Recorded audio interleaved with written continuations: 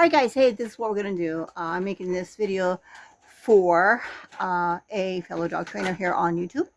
And I was watching some stuff that he was doing, and it kind of needed a little help, in my personal opinion. So I'm going to give him the benefit of my experience, and I'm making this specifically for him. It is in regards to dogs pulling on leads and getting entangled and, just trying to figure out what the heck is going on. This is Odie.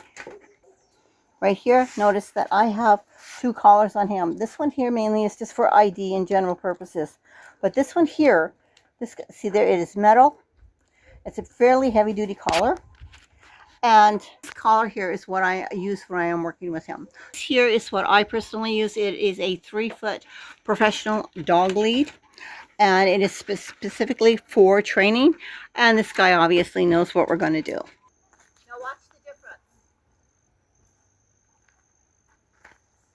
This is going to be the day that he makes a liar out of me. Okay, due to a dog's eyes being very keen to movement, because they are hunters by nature, predators, you're going to get stuff like this moving around, this sniffing and such. You don't want that, folks. So because a dog is so sensitive to movement, stepping off of the leg closest to them is going to trigger their own movement. You want your dog to follow you in a polite, easygoing way. So, I mean, this doesn't work perfectly every time. It just takes some practice. Odie hasn't been on a walk for a couple of days, so he's hey, good boy. As you can see, I have no problem correcting a behavior I don't want. Give him a moment. Good job. Good. So anyway, if you step off with the opposite foot, the dog is it doesn't have much choice other than to follow your lead. Otherwise, when he is closest to your leg, whichever one's closest to the dog, you step off with that, and the dog is naturally going to move first. You want to move first. Let me show you. This is where a short lead comes in really handy. Now, this is what I was talking about. Are you ready? See there? He immediately walks ahead. But watch this. Odie, move back. Good boy. Around. Good. And way back. Good. Now watch the difference here. Same kind of thing. Odie, I want him a little closer to me. Good boy. Yes. Good work. Good work. Now look at the difference. Watch my feet and his movement. See that? Nothing. But if I go the leg that is closest to him, watch what will happen. See there? That's what you don't want. Odie, come back. Good boy. And around. Good job. Yes. Good work. Okay, so let's see the difference. When I start off with my right foot, see the different way that he is responding. Ready? Let's go. See that? That's not what you want. Odie, come back. Good job. Turn, around, wait. Now, look at the difference here. And I'm really not doing anything different with that leash.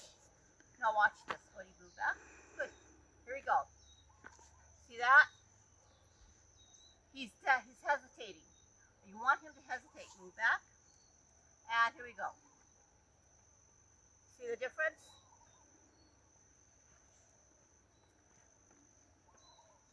Good job. So I hope that you found that kind of interesting and helpful. Rather than pulling your dog all over the place and tripping all over your dog, I found this technique works very, very well for a lot of dogs. If the dog starts to move before you, you don't want that. You don't want that. Because again, you're supposed to be leading the dog to wherever wonderful place that you're going to go. Your dog should not be pulling. Your dog should not be tripping you. The dog should not be walking, across your path or anything like that. So I have found that this technique has worked very, very well for an up-teen number of my clients, especially dogs who like to drag their humans all over the place. And so anyway, and you notice I was not using a prong collar or anything. It was just a matter of helping guide the dog, letting the dog know that I am leader. Now, I was putting some pressure on the collar, on the leash. I normally do not hold a leash that high, but as you can see at the very beginning of this video, he was kind of sniffing around and has a little bit of I want to do on my own. And I can't blame him because it had been a couple of days since we've been out for a walk, so he's a little bit excited. But do note that I do have a 3-foot training lead on him that allows me to communicate what I need him to do more effectively. So there's no wrapping the lead up over your hand, getting entangled, or anything like that. And it makes it easier for the dog to understand. Okay, so anyway, like I said, I hope that was helpful, and hopefully we'll see you next time here on the Master Matriarchs Canines. And I hope everybody has a great day. And remember, guys, if you don't train them to do the right thing, I can promise you, you are training them to do the wrong things. Bye-bye now, and until next time.